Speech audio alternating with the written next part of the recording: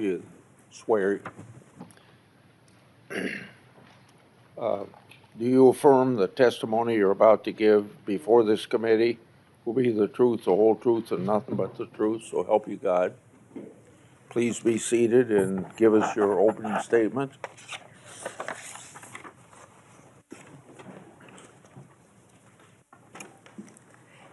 Thank you, Chairman Grassley and Ranking Member Durbin, and every member of this committee. I'm grateful for the opportunity to testify in front of you today. First, please join me in remembering, as you said, Chairman Grassley, all the Jewish people who lost their lives in the October 7th attacks 2 years ago today. Also, please let's pray for all the hostages and the families of all of those individuals. They are a critical reminder of our central mission here at the Department of Justice, protecting the safety and security of the American people. That is why, even when the government is otherwise shut down because of the Democrats, the department's law enforcement officers and prosecutors are hard at work fighting crime, keeping our streets safe, and protecting you from the threats, foreign and domestic. When I was confirmed as the 87th Attorney General of the United States, I took office with two main goals: to end the weaponization of justice and return the department to its core mission of fighting violent crime. As to ending the weaponization of justice, we learned that former FBI secretly investigated you and your colleagues. Why? They wanted to take President Trump off the playing field. They were playing politics with law enforcement powers and will go down as a historic betrayal of public trust. This is the kind of conduct that shatters the American people's faith in our law enforcement system. We will work to earn that back every single day. We are returning to our core mission of fighting real crime. While there is more work to do, I believe in 8 short months, we have made tremendous progress towards those ends. Our federal surges in Washington, D.C. and Memphis are a perfect example of how the Department of Justice should operate. We created strong partnerships with local leadership, working hand in hand with both cities to send resources where they were needed most. The results speak for themselves. We have made more than 3,800 arrests here in Washington while seizing more than 365 illegal guns. In Memphis, we have already made more than 300 arrests and close to 80 illegal guns in just a week. We are replicating that tough-on-crime approach throughout this country. Under the leadership of Director Kash Patel, the FBI is doing outstanding investigative work to keep American people safe. The FBI just conducted a months-long operation called Summer Heat, which resulted in over 8,600 arrests from June to September. More than 6,500 arrests fell under the FBI's violent crime and gang program. Under the leadership of Administrator Terry Cole, the DEA has seized 47.9 million fentanyl pills and 4,500 kilos of fentanyl powder. That represents 370 million deadly doses, 370 million. The DEA is dismantling violent cartel drug trafficking networks across this country, including the seizure of nearly 470 million in criminal assets. Under the leadership of Gadi Saralta, our U.S. Marshals have been the tip of the spear on federal surges and protecting judges and elected officials. Our Marshals have arrested more than 51,000 fugitives nationwide since January 20th. Under the leadership of Acting Director Dan Driscoll, ATF has taken more than 23,000 illegal guns off our streets. 3,400 of those guns have been linked to trafficking between the U.S. and Mexico. My attorneys have done incredible work advancing President Trump's agenda and protecting the executive branch from judicial overreach. We've been sued more than 400 times since January 20th.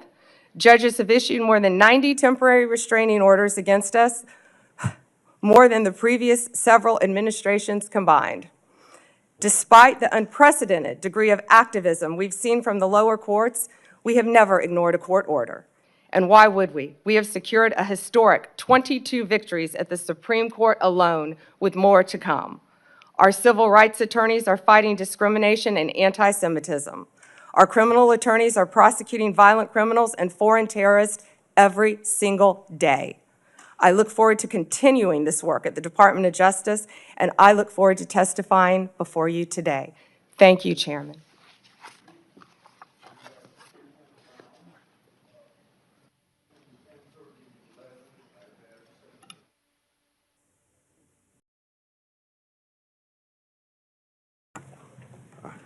I forgot to turn on the microphone. Let me start over again. We have 10-minute rounds. I've asked Senator Blackburn to chair between 10:30 and 11. I hope that we can have good decorum during this hearing, treat each other with respect. General Bondi, just in case you get cut off with something that you don't get to answer your question when that senator's done, if you ask me for a little bit of time, not a lot of time, but a little bit of time to finish your answer, I'd be glad to give that to you.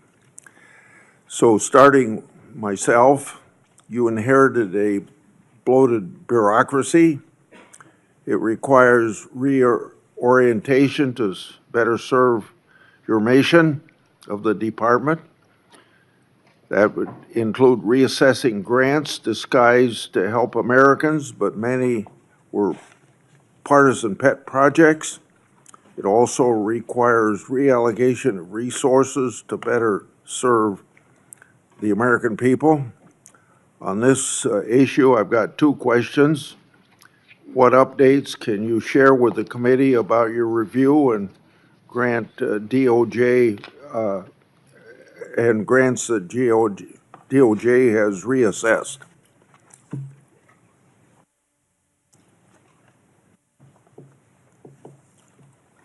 Just give us some examples, don't I know? Sure. Thank you, Chairman. During my appearance at the department's budget hearings, I acknowledged that some grants were mistakenly terminated, and we have made a process to correct that. All grant termination appeals will be individually considered for alignment with our current policies, which are strengthening law enforcement and protecting victims. Recipients are given the opportunity to appeal a grant termination consistent with the rules by writing to the Assistant Attorney General. Of the 5,800 discretionary grants that were reviewed, only 376, approximately 7%, were terminated. So far, OJP has turned back on 18 awards, 17 appeals have been denied, and the rest are actively being reviewed, with decisions expected soon. My colleagues on the other side claim that your department has reallocated resources to immigration enforcement, and it's had a negative impact on law enforcement. We know that drugs and crimes are very much a part of immigration enforcement, so these attacks are clearly off the mark. Explain your view of these misguided assertions. Chairman, every day our FBI, DEA, ATF, and now U.S. Marshals working on a task force with Homeland Security are out there keeping Americans safe and getting illegal aliens out of our country, many of whom have committed violent crimes in this country. Our agents will continue to fight violent crime in this country, working hand in hand. One example is right here in Washington, D.C. We have the D.C. Task Force that has been incredibly successful. We are so proud of the work that has done. We have been working hand in hand with the local officials here in D.C., and we are very proud of that work. And we're taking that to Tennessee and around this country to keep Americans safe. I won't repeat the things I've said about Arctic frost, but we had this recent revelation yesterday of my Republican senators being targeted by the government, underscoring the point about Arctic frost. When taken in context with widespread government weaponization against Trump and conservatives in the last decade, the conduct arguably is worse than Watergate. So I got two questions along this line. How many Department of Justice and FBI personnel have been held accountable for their partisan and constitutional questionable conduct, and what was their punishment? If you could give a few examples or follow up in writing, since there's so many people that fall into this category. Yes, Senator. Yes, Chairman, we will. So you want to answer that in writing? Yeah, okay. Yes, the exact number I can answer in writing. Yes. Okay. Was Attorney General, on the same subject, was Attorney General Garland, Director Wray, and/or President Biden's White House aware of the FBI targeting Republican senators? Did they approve it? Now, let's be clear, either they knew and allowed it to happen, or they didn't know, and if they didn't know, it points to a lack of oversight of Jack Smith's runaway case. Chairman Grassley, that's what we've been talking about